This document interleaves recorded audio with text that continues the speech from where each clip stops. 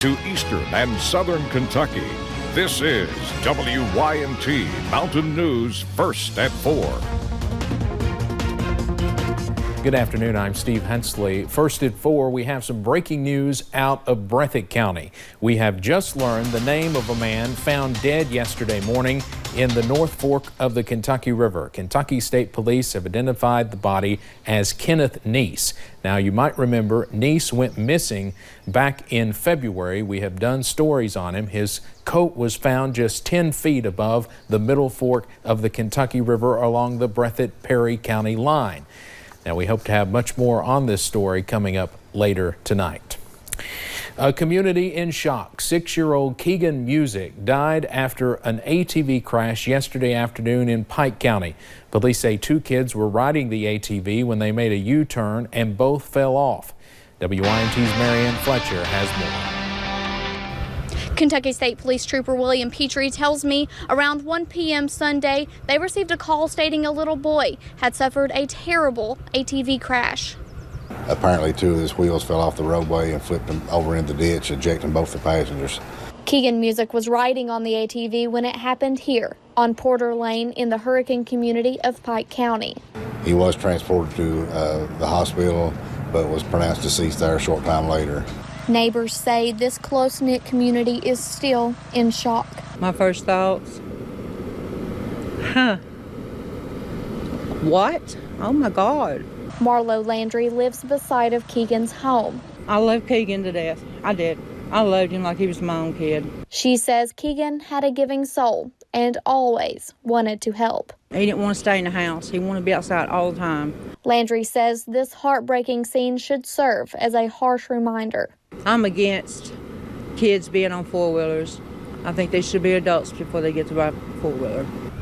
If you would like to donate money for funeral expenses, you can do so by contacting the Johns Creek Elementary School. In Pike County, Marianne Fletcher, WYMT Mountain News.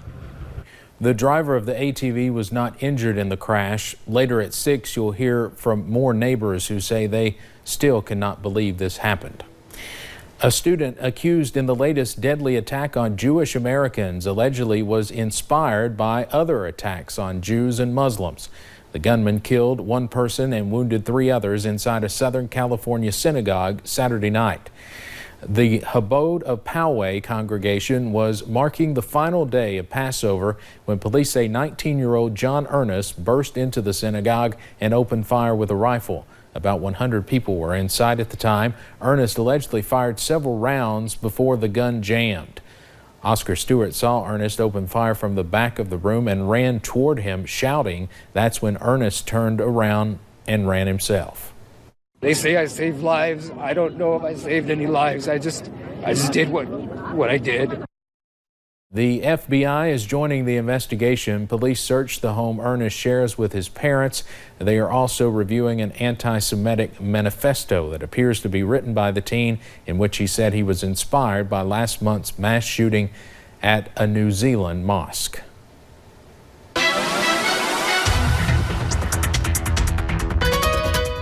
Well, we've seen those partly cloudy skies throughout the day, but it's definitely been a warm Monday, but a beautiful start to the work week. You'll notice here as we take a look at some of our weather cameras, Mountain Parkway over into Slade, we're seeing beautiful green grass and those green trees, and along with those partly cloudy skies. Much of the same story as we look over into Stonecrest. We're looking over into Prestonsburg. You're seeing those partly to mostly cloudy skies, but that sun is still peeking through. You'll notice those clouds increase, and it's actually due to a warm front that's moving through our area. So really just bringing clouds and not any rain chances, and definitely bringing those warmer temperatures, especially as we head to the next couple of days. You'll notice those upper 70s to lower 80s across the area. We're also seeing that very strong southwesterly flow, anywhere from 5, 10, even 15 miles per hour, even gusting sometimes up to 20 miles per hour. You see that over into central Kentucky. That'll be making its way into our area a little bit later this evening. So we'll continue to see this warming trend really as we head into the next few days. Scattered rain chances, of course, return by the time we get to the end of the work week. We'll also have that weekend forecast not looking too bad for now. We'll definitely have to keep an eye on it over the next couple of days, but we'll have that full forecast coming up for you guys in just a little bit. Steve. All right. Thank you, Paige. A mandatory evacuation was in effect overnight following a massive fire at a recycling plant in western North Carolina. The fire started sometime last night at American Zinc Products in Mooresboro. This video from the Chesnee Community Fire Department shows flames shooting high into the air. Fire crews managed to contain the fire. French police released drone footage showing the Notre Dame Cathedral's roof secured. Investigators pinpointed the cathedral's roof as the starting point for the fire that devastated the Paris landmark 2 weeks ago. The investigation into the fire is ongoing.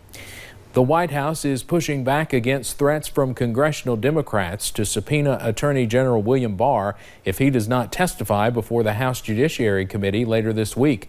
Barr is scheduled to testify before the Senate Wednesday over his role in the release of Special Counsel Robert Mueller's report.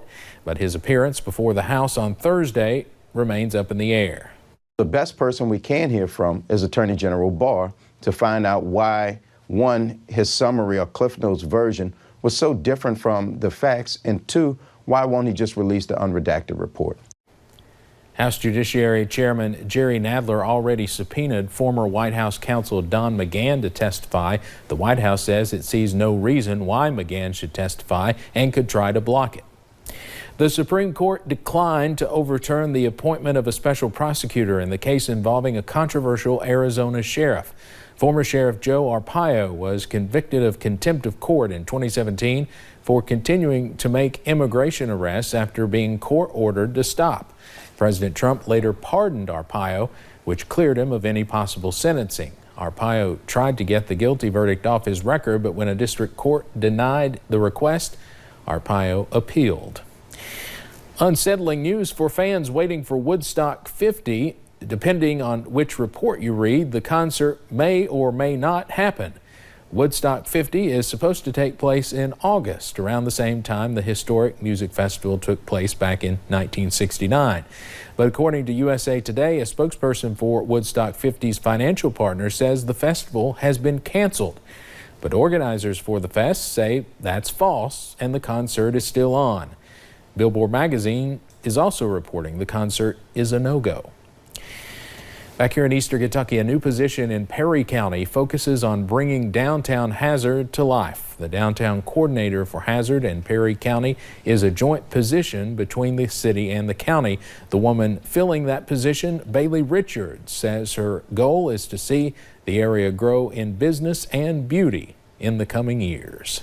So my job over the time that I'm doing this is hopefully for a very long time.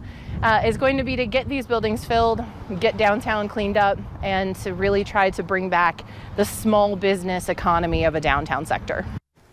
Currently, Richards is going to many new businesses in the area, hoping to find ways to work together to bring in more businesses and people. Let's head over to Wall Street now on this Monday afternoon. The Dow closes up today more than 11 points. The director behind hit movies like Boys in the Hood and Poetic Justice is on life support. Director John Singleton's publicist says Singleton is alive and is in intensive care as of this morning. Now, his publicist says reports that he's died are inaccurate. Singleton suffered a stroke Wednesday. He was the first African American nominated for an Academy Award for Best Director in 1991. More than a dozen parents are arraigned in connection with a college admissions cheating scandal. And warmer temperatures continue, but when do those rain chances return? We'll break down that full forecast in just a few short minutes.